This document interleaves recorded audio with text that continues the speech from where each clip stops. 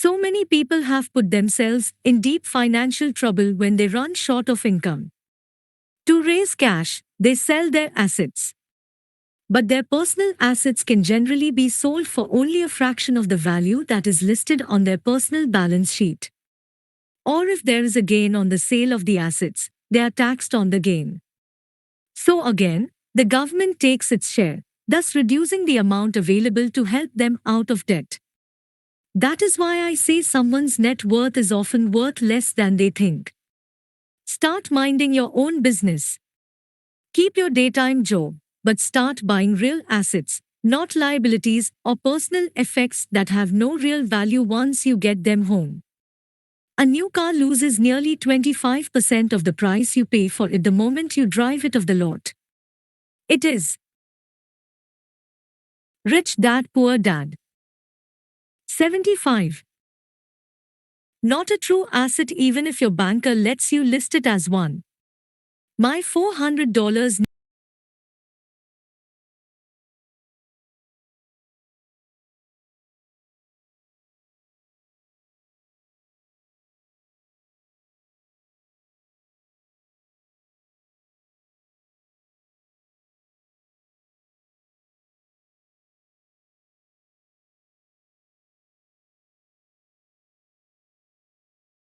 Begin selling your assets. You are taxed for any gains. So many people have put themselves in deep financial trouble when they begin selling your assets. You are taxed for any gains. So many people have put themselves in deep financial trouble when they run short of income. To raise cash, they sell their assets. But their personal assets can generally be sold for only a fraction of the value that is listed on their personal balance sheet. Or if there is a gain on the sale of the assets, they are taxed on the gain.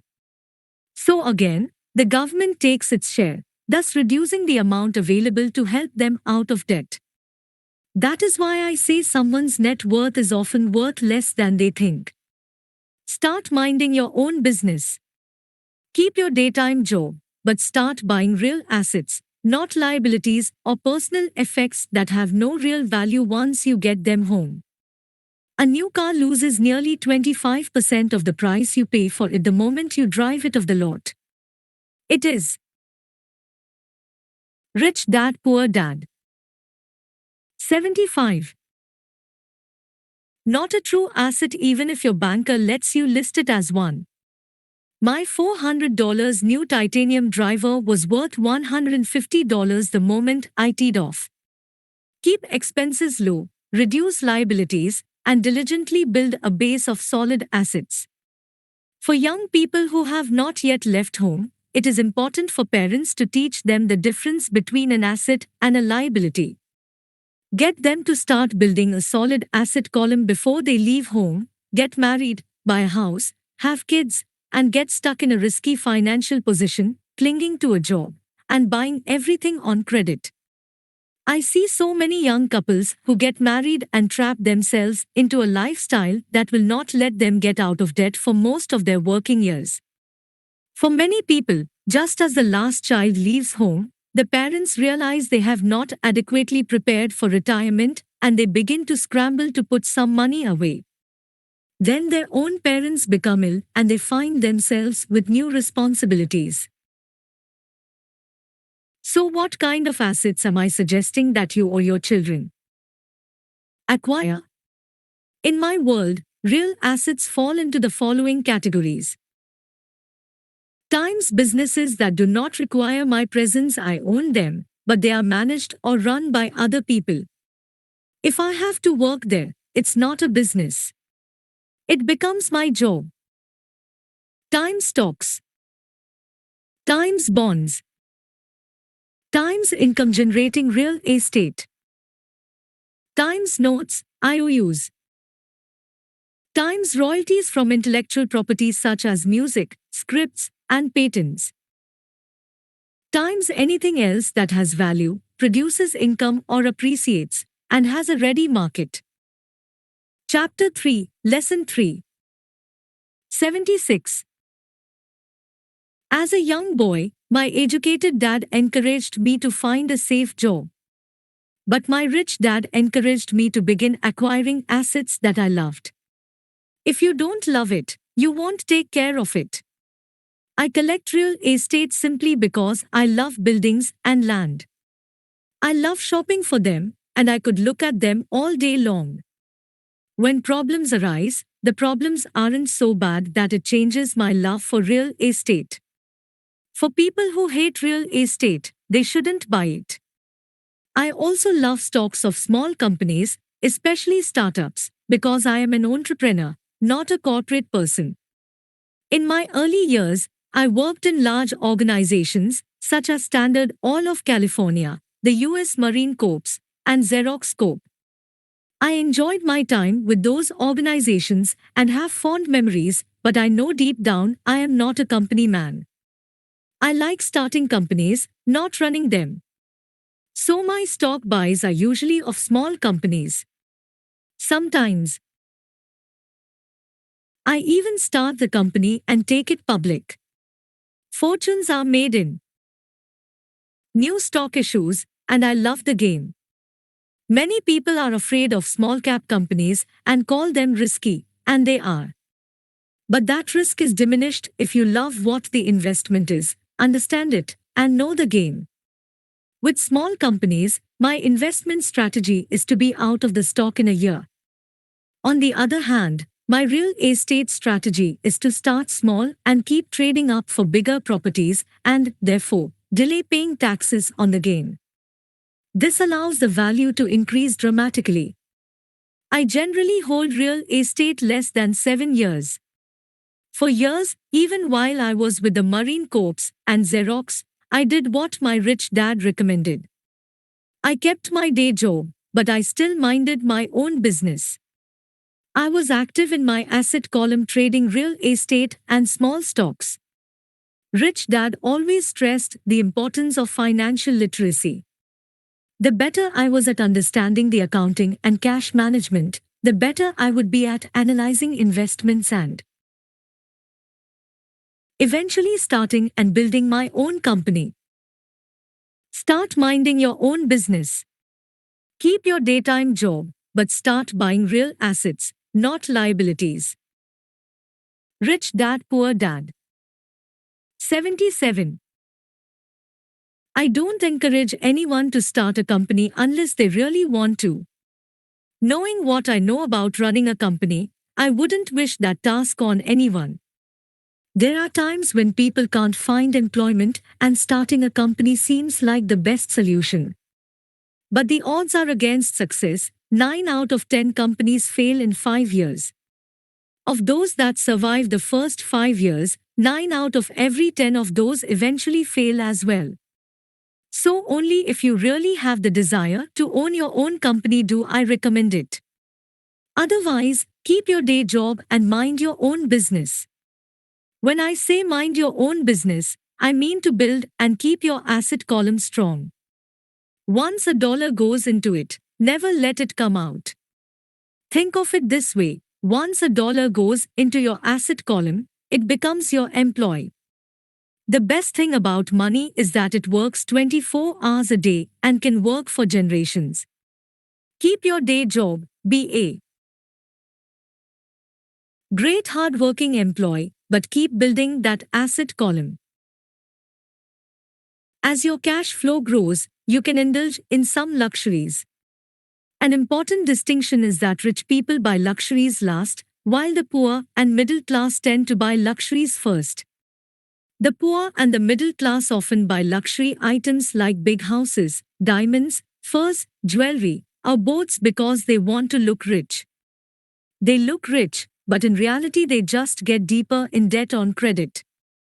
The old money people, the long-term rich, build their asset column first. Then the income generated from the asset column buys their luxuries. The poor and middle class buy luxuries with their own sweat, blood, and children's inheritance. A true luxury is a reward for investing in and developing a real asset. For example, when my wife Kim and I had extra money coming from our apartment houses, she went out and bought her Mercedes. It didn't take any extra work or risk on her part because the apartment house bought the car. She did, however, have to wait 4 years while the real estate investment portfolio grew and began generating enough extra cash flow to pay for the car. But the luxury, the Mercedes, was a true reward because she proved she knew how to grow her asset column. That car now means a lot more to her than. Chapter 3, Lesson 3. 78. Simply another pretty car. It means she used her financial intelligence to afford it. Instead, most people impulsively go out and buy a new car or some other luxury on credit. They may feel bored and just want a new toy. Buying a luxury on credit often causes a person to eventually rescind that luxury because the debt becomes a financial burden. After you have taken the time and invested in and built your own business, you are now ready to learn the biggest secret of the rich, the secret that puts the rich way ahead of the pack. Chapter 4. Lesson 4. The History of Taxes and the Power of Corporations. 79. My rich dad just played the game smart, and he did it through corporations, the biggest secret of the rich. I remember in school being told the story of Robin Hood and his merry men. My teacher thought it was a wonderful story of a romantic hero who robbed from the rich and gave to the poor. My rich dad did not see Robin Hood as a hero. He called Robin Hood a crook. Robin Hood may be long gone, but his followers live on. I often still hear people say, "Why don't the rich pay for it?" or "the rich should pay more in taxes and give it to the poor." It is this Robin Hood fantasy, or taking from the rich to give to the poor, that has caused the most pain for the poor and the middle class. The reason the middle class is so heavily taxed is because of the Robin Hood ideal. The reality is that the rich are not taxed.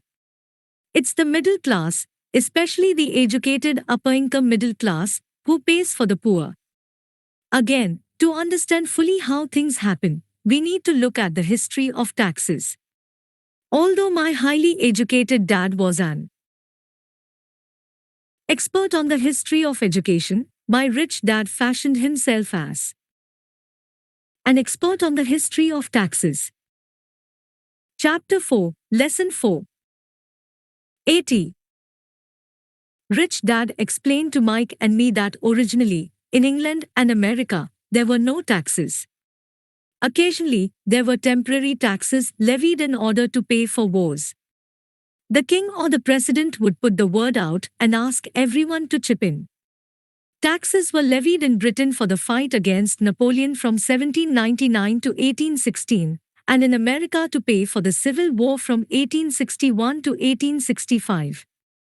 In 1874, England made income tax a permanent levy on its citizens. In 1913, an income tax became permanent in the United States with the adoption of the 16th Amendment to the U.S. Constitution. At one time, Americans were anti-tax. It had been the tax on tea that led to the famous Tea Party in Boston Harbor, an incident that helped ignite the Revolutionary War. It took approximately 50 years in both England and the United States to sell the idea of a regular income tax. What these historical dates fail to reveal is that both of these taxes were initially levied against only the rich. It was this point that Rich Dad wanted Mike and me to understand. He explained that the idea of taxes was made popular and accepted by the majority by telling the poor and the middle class that taxes were created only to punish the rich. This is how the masses voted for the law, and it became constitutionally legal. Although it was intended to punish the rich, in reality it wound up punishing the very people who voted for it, the poor and middle class. Once government got a taste of money, its appetite grew, said Rich Dad. Your dad and I are exactly opposite. He's a government bureaucrat, and I am a capitalist. We get paid, and our success is measured on opposite behaviors. He gets paid to spend money and hire people. The more he spends and the more people he hires, the larger his organization becomes. In the government, a large organization is a respected organization. On the other hand, within my organization, the fewer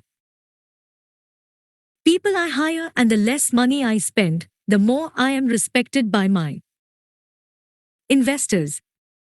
That's why I don't like government people. They have different objectives than most business people. As the government grows, more and more tax dollars are needed to support it. My educated dad sincerely believed that government should help people. He loved John F. Kennedy and especially the idea of the peace. Rich Dad Poor Dad. 81. Corps. He loved the idea so much that both he and my mom worked for the Peace Corps, training volunteers to go to Malaysia, Thailand, and the Philippines. He always strived for additional grants and budget increases so he could hire more people, both in his job with the Education Department and in the Peace Corps.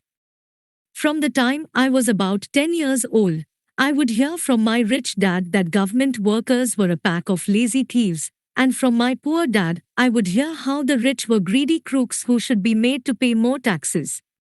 Both sides had valid points. It was difficult to go to work for one of the biggest capitalists in town and come home to a father who was a prominent government leader. It was not easy to know which dad to believe.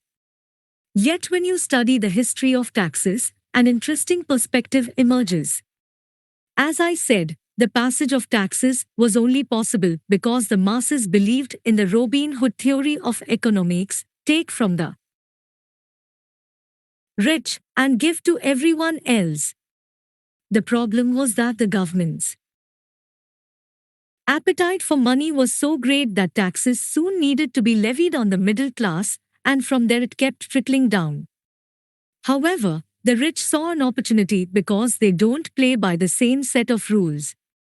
The rich knew about corporations, which became popular in the days of sailing ships. The rich created the corporation as a vehicle to limit their risk to the assets of each voyage. The rich put their money into a corporation to finance the voyage. The corporation would then hire a crew to sail to the New World to look for treasure.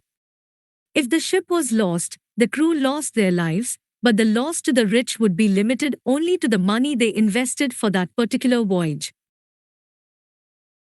My rich dad did not see Robin Hood as a hero. He called Robin Hood a crook.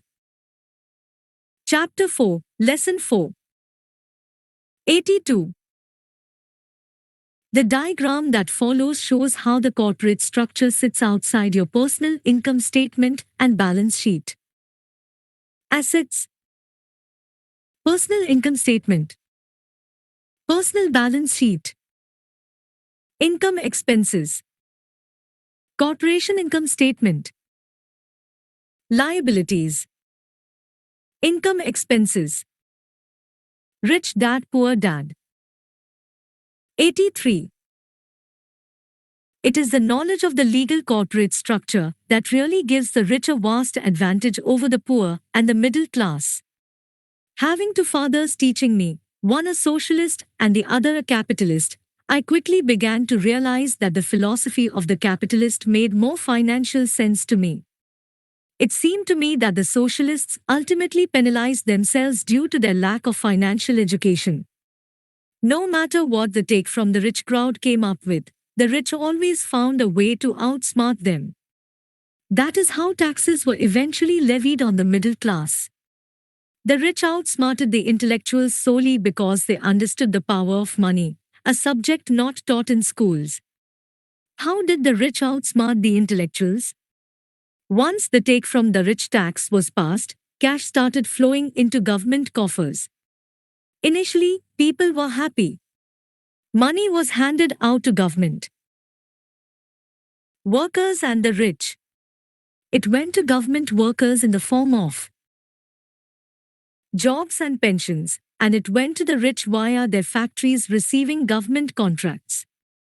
The government received a large pool of money, but the problem was the fiscal management of that money. The government ideal is to avoid having excess money. If you fail to spend your allotted funds, you risk losing it in the next budget. You would certainly not be recognized for being efficient. Business people, on the other hand, are rewarded for having excess money and are applauded for their efficiency. As this cycle of growing government spending continued, the demand for money increased, and the tax the rich idea was adjusted to include lower income levels, down to the very people who voted it in, the poor and the middle class. True capitalists used their financial knowledge to simply find an escape. They headed back to the protection of a corporation. But what many people who have never formed a corporation don't know is that a corporation is not really a thing. A corporation is merely a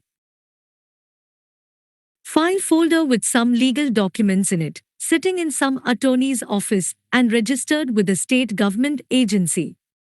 It's not a big building or a factory or a group of people. A corporation is merely a legal document that creates a legal body without a soul. Using it, the wealth of the rich was once again protected. It was popular because the income tax rate of a corporation is less than the individual. Chapter 4, Lesson 4. 84. Income tax rates. In addition, certain expenses could be paid by a corporation with pre-tax dollars. This war between the haves and have-nots has raged for hundreds of years. The battle is waged whenever and wherever laws are made, and it will go on forever. The problem is that the people who lose are the uninformed, the ones who get up every day and diligently go to work and pay taxes. If they only understood the way the rich play the game, they could play it too. Then they would be on their way to their own financial independence. This is why I cringe every time I hear a parent advise their children to go to school so they can find a safe, secure job. An employee with a safe, secure job, without financial aptitude, has no escape. Average Americans today work 4 to 5 months for the government just to cover their taxes. In my opinion, that is simply too long. The harder you work, the more you pay the government. That is why I believe that the idea of take from the rich backfired on the very people who voted it in. Every time people try to punish the rich don't simply comply. They react. They have the money, power, and intend to change things. They don't just sit there and voluntarily pay more taxes. Instead, they search for ways to minimize their tax burden. They hire smart attorneys and accountants and persuade politicians to change laws or create legal loopholes. They use their resources to effect change. The tax code of the United States also allows other ways to reduce taxes. Most of these vehicles are available to anyone, but it is the rich who find them because they are minding their own business. For example, 1031 is jargon for Section 1031 of the Internal Revenue Code, which allows a seller to delay paying taxes on a piece of real estate that is sold for a capital gain through an exchange for a more expensive piece of real estate. Real estate is one investment vehicle that has a great tax advantage. As long as you keep trading up in value, you will not be taxed on the gains until you liquidate. People who don't take advantage of these legal tax savings are missing a great opportunity to build their asset columns. Rich Dad, Poor Dad. 85. The poor and middle class don't have the same resources. They sit there and let the government's needles enter their arm and allow the blood donation to begin. Today, I am constantly shocked at the number of people who pay more taxes or take fewer deductions simply because they are afraid of the government. I have friends who have had their businesses shut down and destroyed, only to find out it was a mistake on the part of the government. I realize all that. But the price of working from January to May is a high price to pay for that intimidation. My poor dad never fought back. My rich dad didn't either. He just played the game smarter, and he did it through corporations, the biggest secret of the rich. You may remember the first lesson I learned from my rich dad. I was a little boy of 9 who had to sit and wait for him to choose to talk to me. I sat in his office waiting for him to get to me. He was ignoring me on purpose. He wanted me to recognize his power and to desire to have that power for myself one day. During all the years I studied and learned from him, he always reminded me that knowledge is power. And with money comes great power that requires the right knowledge to keep it and make it multiply. Without that knowledge, the world pushes you around. Rich Dad constantly reminded Mike and me that the biggest bully was not the boss or the supervisor, but the tax man. The tax man will always take more if you let him. The first lesson of having money work for you, as opposed to you working for money, is all about power. If you work for money, you give the power to your employer. If money works for you, you keep the power and control it. Once we had this knowledge of the power of money working for us, he wanted us to be financially smart and not let anyone or anything push us around. If you're ignorant, it's easy to be bullied. If you know what you're talking about, you have a fighting chance.